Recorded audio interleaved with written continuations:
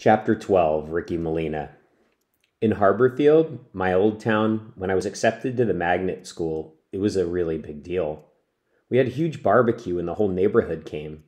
Some parents hugged me and others joked about how one day they were going to be working for me. A couple of the little kids even asked for my autograph. Here, the guys call me Magnet Head or Magnet Face or just Magnets, like it's something to be ashamed of. Maybe it's Canaan and the way things are around here. Harborfield isn't a rich place, but life in Canaan is pretty tough for a lot of families. They say most of the locals used to work at Delacraft Auto Parts, but the plant has been through 7 rounds of layoffs. That's what happened to Mitchell's mom, and now she's working 3 part-time jobs just to get by. At least that's the best I can figure out from what the other guys have said. Mitchell doesn't talk to me that much, except to tell me to get out of his face. Not to pile on Mitchell, I mean, the kid has OCD and isn't great at school, and that can't be easy. When he gets hipped on something, you can't change his mind with dynamite. Whether it's triskaidekaphobia or the time he was convinced that he accidentally ate a live ladybug inside a can of chicken noodle soup that had been sealed for over 40 years, the guy's mind works in a different way. I mean, we're talking about a kid who has a secret garden somewhere that can only be watered in the middle of the night. Who knows what he's got growing there? Grudges, probably. He's good at that. Or maybe he buried a pebble and he's waiting for it to turn into a petrified forest. Mitchell's the most extreme, but to be honest, all the guys made it pretty clear that I'm the fifth wheel. 60 years from now, we'll all be hanging around the retirement community and I'll still be the new guy who doesn't fit in because he went to a magnet retirement community before this one. It's even worse at school. There, I'm in all the 8th grade classes, even though I'm a year younger, which is like wearing a sign on my head that screams, magnetized! Like being smart is something that I only do to make them look bad. Also, it turns out that I'm in 7th grade homeroom with Jason's girlfriend, Janelle, and I have to be extra on guard with her. Lately, she started asking questions about where Jason's been going when he can't be with her. Questions that I can't answer. I'm in 3 classes with Evan, 2 with Jason and CJ, and none with Mitchell. CJ might be the one who makes me the most curious. Something's up with that guy, but I can't figure out what it is. There are times when we'll all be hanging out at the fort, and you just know his mind is 1,000 miles away. He's sort of the exception among the 4 guys, since money doesn't seem to be a problem in his family. While Mitchell struggles, Evan lives with his grandparents, and Jason's folks count nickels to split up in the divorce. CJ has so many PlayStations that he's got one to spare. His bike, the best. His phone, top of the line. Ditto his laptop and tablet. He's got skateboards, rollerblades, hoverboards, you name it.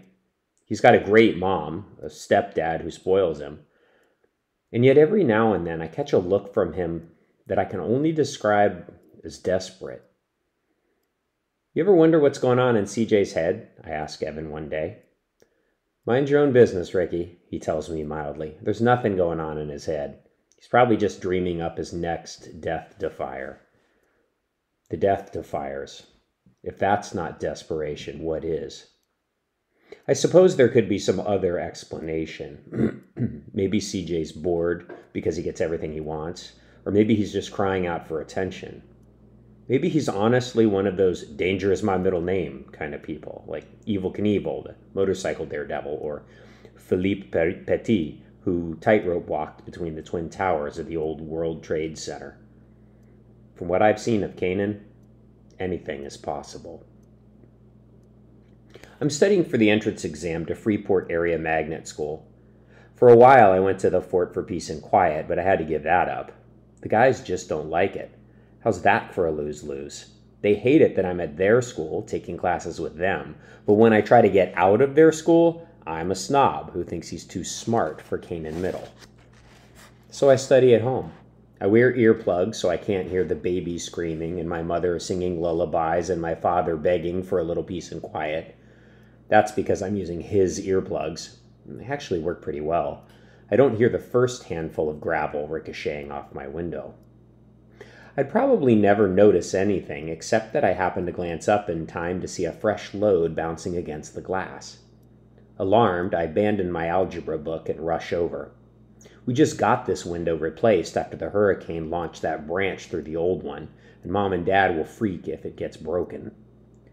I peer out on the front lawn. Is that Evan waving up at me at 10 o'clock at night? It seems pretty late for him to walk all the way over here in the pitch dark.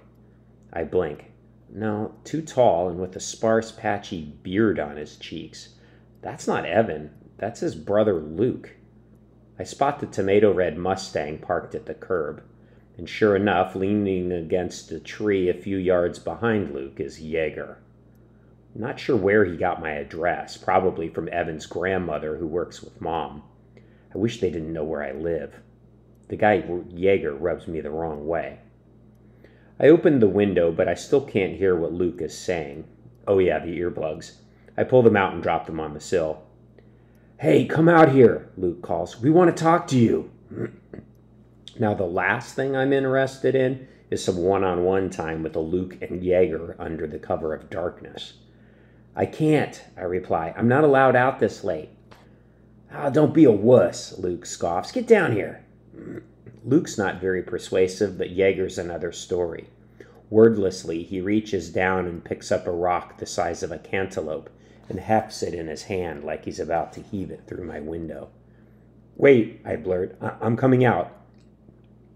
On the way down, I make a point of stepping into the den to make sure my dad knows that I'm going outside to speak with some friends who happen to stop by. Dad frowns. At this hour? I shrug. It's Evan Donnelly's brother. He's older.